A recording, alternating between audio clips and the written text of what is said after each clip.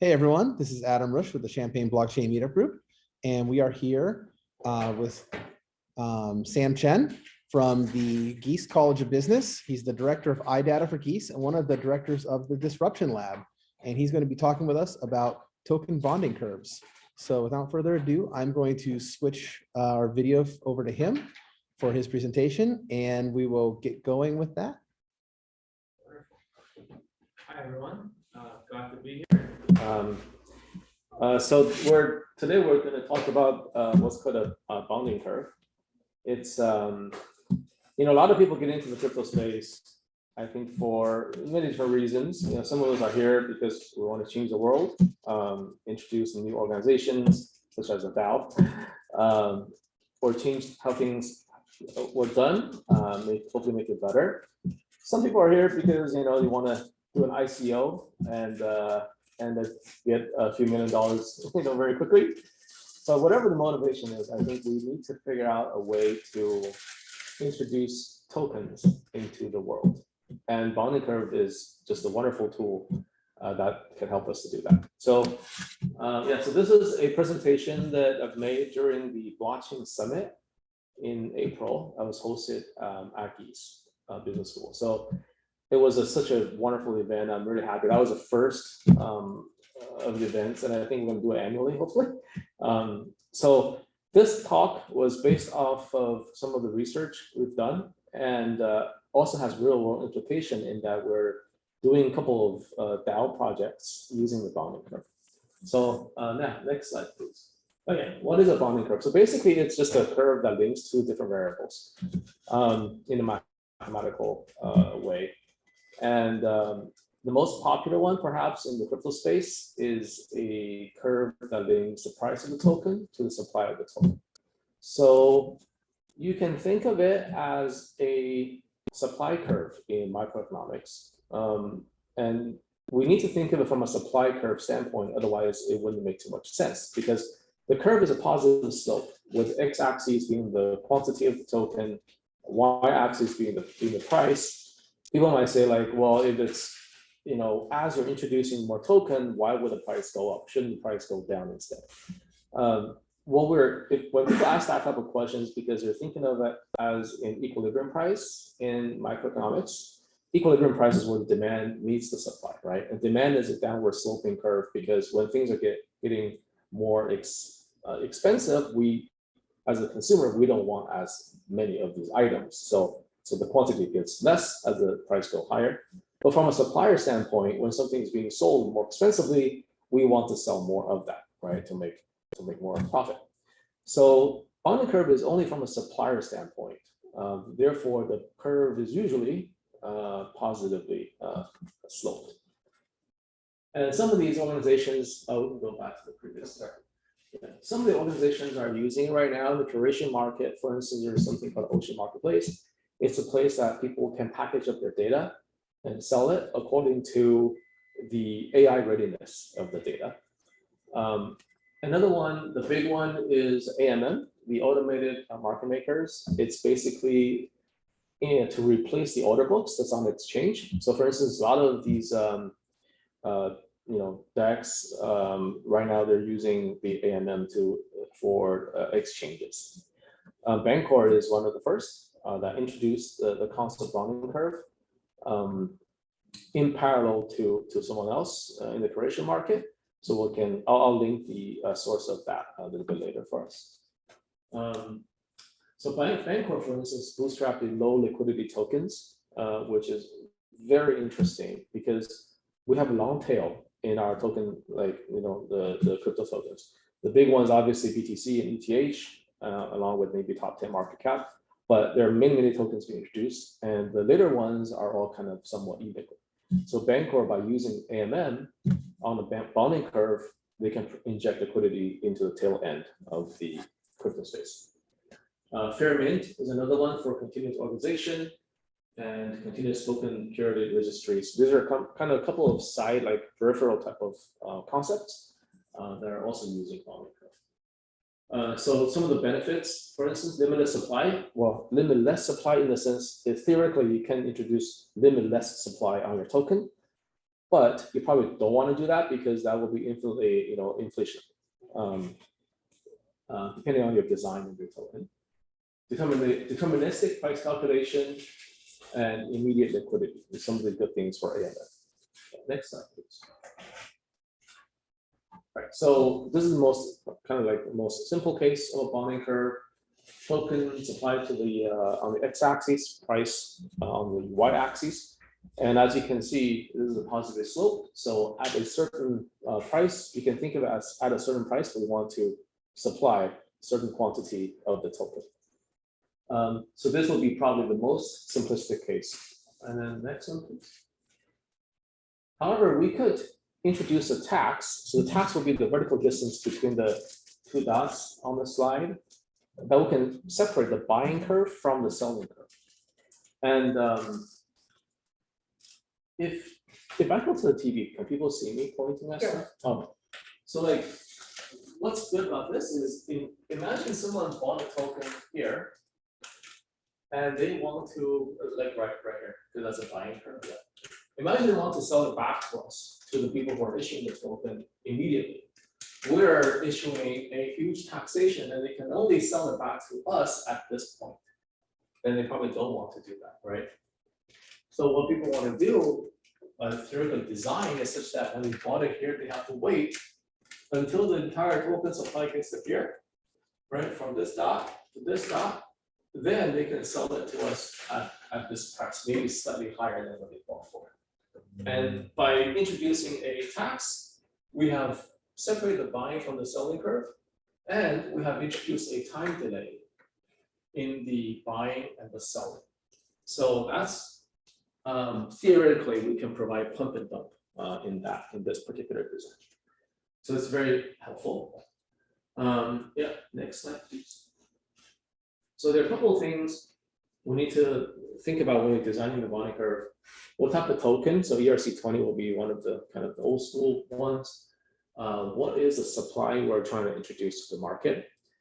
Some of these coins, that meme coin usually introduces infinite supply. And it's not something like I would do myself, unless Elon Musk okays it. We're all good on the Doge side. Usually, I would say probably limited supply would be good, because then we can think of it as it's kind of like a deflation. Is there a vesting schedule?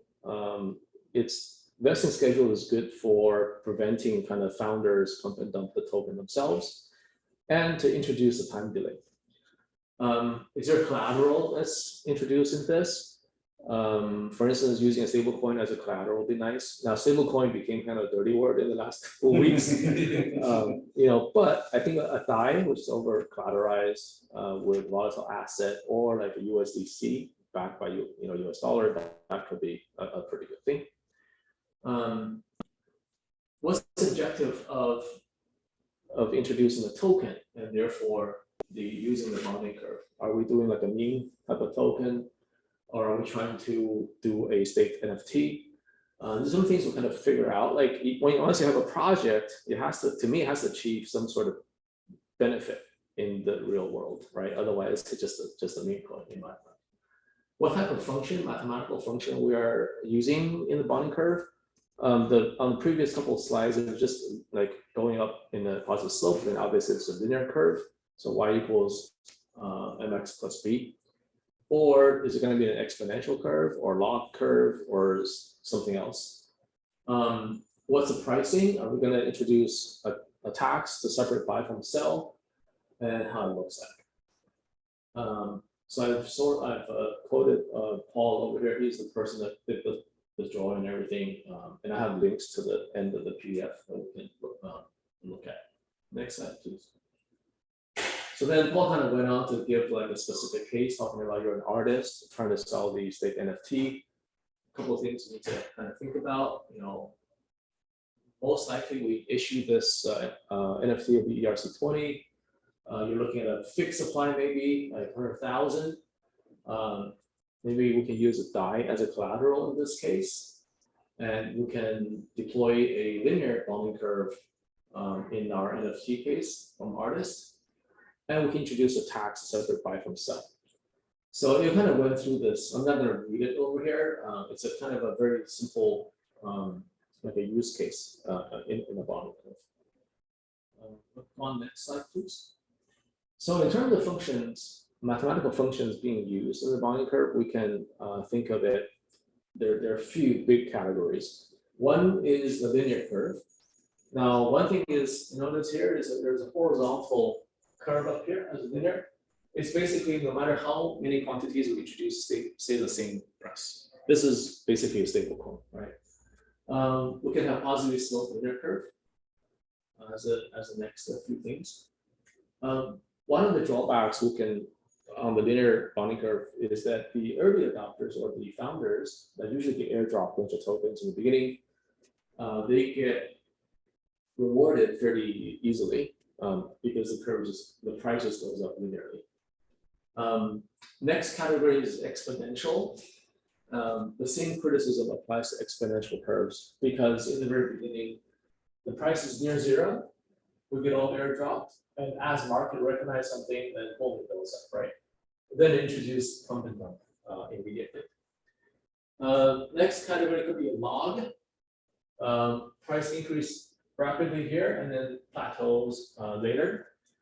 It tends to reward early investors immediately, and then later on, the latecomers gets kind of a plateaued price. Next slide, please. My favorite shape is a sigmoid function for a bonding curve. So as you can see, we have a near zero price in the beginning, and when something's being recognized, it exponentially increases, then it switches to log, and then plateaus.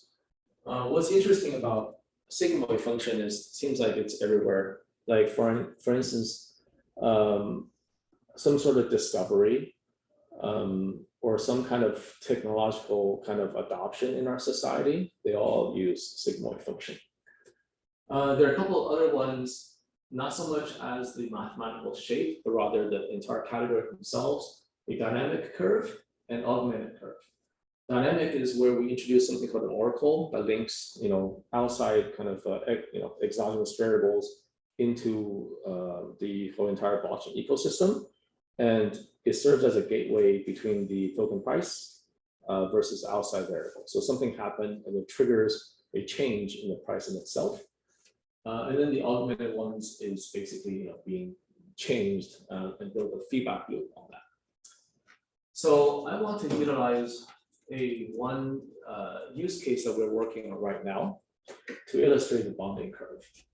Go to the next one, please. Right, so this is called the project is called a Kula DAO. And Kula is basically a word that Kula ring is a term that's used when people, before dollars and paper money, gold and such. The very first currencies people use like basically seashell, and then people use it to trade with other people. And Kula ring is a term to describe the trading of like people on the island. Depending on the direction of the trade, they use different shells. So it's like basically where human kind of commodity trading started. So Kula DAO, the idea here is that we are basically setting up a bunch of DAOs sitting on top of different geographic regions that have unmined natural resources. So usually as a community member living in that geographic region, you don't really get any kind of benefit out of that by sitting on top of unmined natural resources. You only get the benefit by inviting mining companies come in, and then you get displaced, and then mining companies will take most of the profit, and leaving the communities stranded with pretty much close to nothing. So the idea here is that by introducing a DAO structure on top of this unmined natural resource on this region, then we can give governance token to the community members so that they can have a voice in the entire mining process.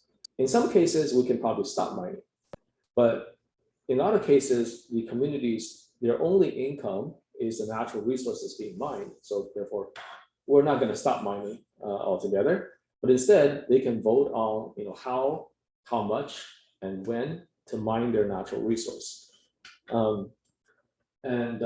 We are setting up different DAOs on different regions. But the problem here is that each region might be illiquid in its own kind of a token because it's very linked to that particular natural resource. So here for the Kula DAO, we're using a double DAO structure. We have a governance DAO sitting on top that serves as a liquidity kind of injector into each and every of the regional DAO. And the ICO happens at the governance level. And the governance DAO is called a Kula DAO. And the token might be called, I don't know, Kula token or something, Kula DAO token. I'm not sure yet, but we'll figure that out. So we can go to the next slide, please. Yeah. So that's the structure we're talking about. So each community will get airdropped. Here's like this kind of cell, but it's basically airdrop to the community. And then we're gonna have a governance token sale at the regional level. Now, who's going to buy this is a Kula DAO. We'll be buying all the regional DAO token, have a resource allocation to the upper left.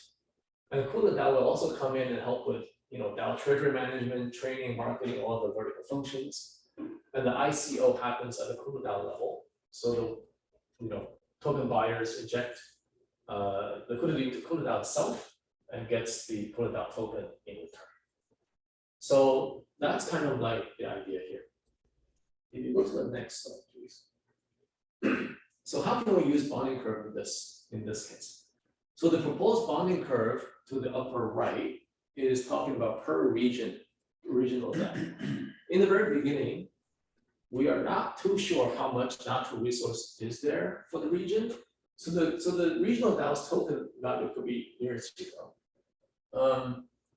And then the Kula DAO comes in and starts injecting liquidity along the bonding curve. Because Kula DAO, either knows there's like natural resource there or has some sort of like a relationship with the people that's on the ground. And Kula DAO injects liquidity along the bonding curve. And as the natural resources are being discovered and validated, the value theoretically it should exponentially increase to reflect what the region holds in the natural resource. And then as the natural resources are all being discovered, the value should plateau. And then we introduce a taxation so that we can separate buying from the selling curve to prevent pump and dump. And then there's going to be, there's a document called 43101. That 43101 document is more like for gold mining. But we're going to introduce that in this regional DAO. And for the regional DAO, since it lives on a blockchain, we will also have a special purpose vehicle to link it to the real world. So that's the bonding curve usage in the regional DAO's case. Now, as a Kula DAO, which is a governance DAO sitting on top of all the regions, as you can imagine, it will be a basically stacked we stack the regional DAO bonding curve on top of each other. And if the Kula DAO is fortunate enough to collect, say, all the regions on the planet with all the amount of natural resources, the Kula DAO token itself will become a stable coin backed by all the natural resources on the planet. Then it will be a stable coin. Then the bonding curve will be kind of will be horizontal. So that's the idea of the whole Kula DAO. We're very fortunate that Kula DAO right now has real world mining companies working with us, different regions. There's gold and other precious metal like copper, nickel, even water. So it's kind of cool. Yeah, and next slide, please. So then the question is, Kula DAO, what's the value then the original DAO to the actual region itself, right? Like we could probably sell Kula DAO token everything to the world, but why would a region join Kula DAO? The advantage is shown here again by the bonding curve, is that imagine we issue maximum token quantity as Q sub M to the right. Then the entire revenue that Kula DAO is injecting into regional DAO is the integral from Q sub 0 to Q sub M along this bonding curve, right? It's just the area under the curve. When you take that area under the curve divided by Q sub M, you get a floor price, right? So that's number one, there's a price discovery mechanism built in by using the bonding curve. Now, without the DAO structure, the region might be selling their rights, mining right, at a very low price, which is transaction price without the DAO. So from that dotted line to the second one is the DAO's advantage. Now, because the quota DAO comes in, has like all these efficiency and everything being introduced, maybe the transaction price will even be higher than the floor price. So the DAO advantage plus the more advantage is the total advantage by the region joining the DAO structure. So this is one of these, I think, a fairly good use case for using bonding curve. So go on to the next one, please. So this is like another idea that we had is establishing a DAO to collect fundamental trading strategies on crypto tokens. So basically, we have a DAO over here that introduced token to reward the research result, the trading strategies. DAO members contribute their research into the crypto invest DAO. In return, they earn the tokens. The token buyers can fund the crypto invest DAO, receive the token, therefore they get to vote, have proposals and vote on these proposals for the crypto invest DAO. And crypto invest DAO then will kind of patent all these trading strategies and license them to investment companies. So this is where the revenue stream comes in. If we were to introduce a bonding curve on this crypto invest DAO, the question is, what shape of bonding curve will we use? Maybe I could put you here. What is your favorite shape? Would you do infinite linear? I don't know. I feel like maybe an infinite might make sense in this case because you're always adding new resources. So in this particular case, I feel like an infinite curve might work. Might work. What do you think, though? Yeah, I'm not sure. Safe answer. For IP, my favorite shape is sigmoid because in the beginning, like we're not sure how much value this IP will bring. But as the thing is showing its value, it goes up. And then eventually say something like, HTTP, right? The value is saturated, then it will plateau. But the infinite portion comes in is the stacking of all of these sigmoid function, I think. It's like, because you're right, the research result could be infinite. We have infinite number of trading strategies, things always change, but each and every one of them, to me, takes the shape of a sigmoid function. So you can infinitely stack in all this. Okay. So that's kind of another use case we can think of using bonding. Next slide, please. So this is the kind of the history of it. Simon Deleuze, along with Bancor, like together, I think it's simultaneous discovery of this thing bonding curve. Simon said he didn't really coin the term bonding curve. He never really used it. There are a lot of different names he's introduced, but Bancor kind of talked about it summer 2016. What's interesting is even till now, the bonding curve itself is not like super well known, but to me, it serves as such a give me a kind of peace of mind in this chaos that crypto market introduces, because finally we can hold on to something mathematically and say we want to sell it, at this price, at this quantity.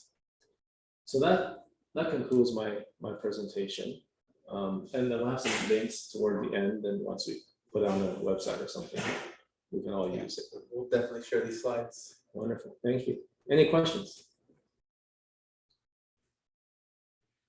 I think I understand. I understand that how the bounding curve works. I'm trying to understand if it's a model that we use to understand how the price evolves, or if it's actually the function that sets the price of the token. Yeah, so there are two different markets we got to consider. One is a primary market, one is a secondary market.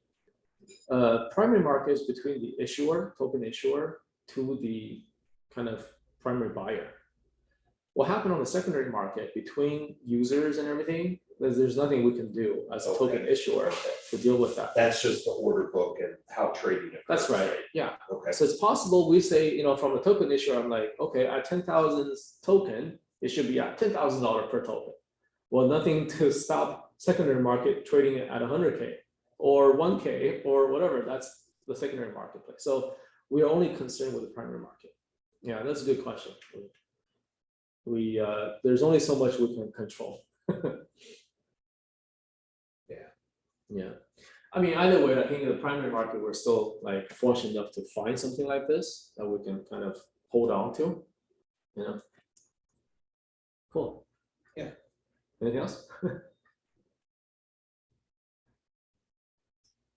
So with the DAO structure, how much, like, what do you think it would take to start getting like buy-in for a system like that? Because I think that, this is such an untested realm that people have to be explained the blockchain portion first before they even start to understand how the DAO would work. Right. There are difficulties on both. Well, at least there are two ends, right? One is a region.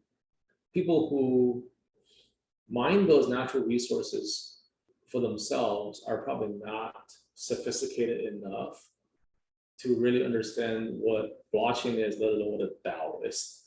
So in that case, the DAO structure will have to basically set up this kind of a company, which is SPV, special purpose vehicle, that links the real world, mining operation to the DAO, and just reward them token like just immediately by ourselves. Then the question is, well, if they're not sophisticated enough, what does the token mean or whatever?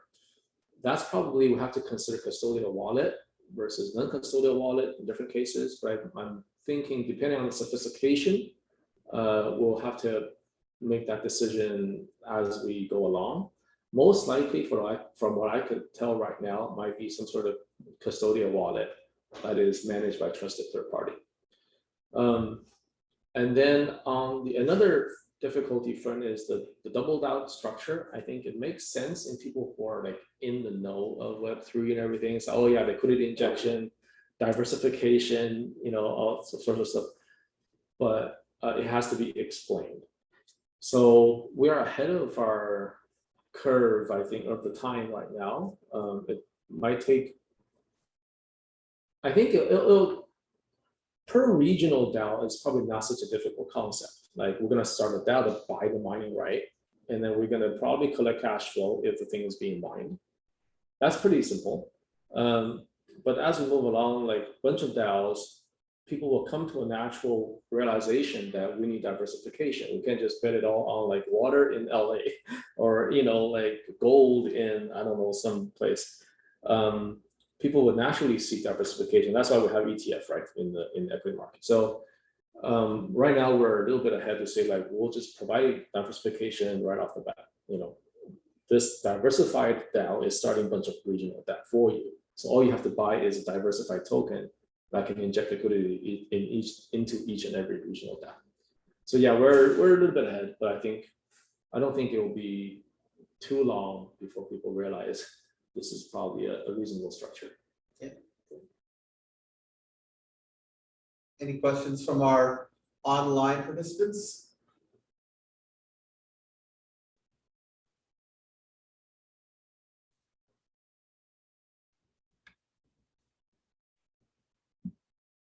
All right, well, I think that's a great presentation. Thank you so much. Do you have any final words? No, best of luck to everybody in the crypto space. All right, thanks. Everyone stay safe out there. Yeah, thank you.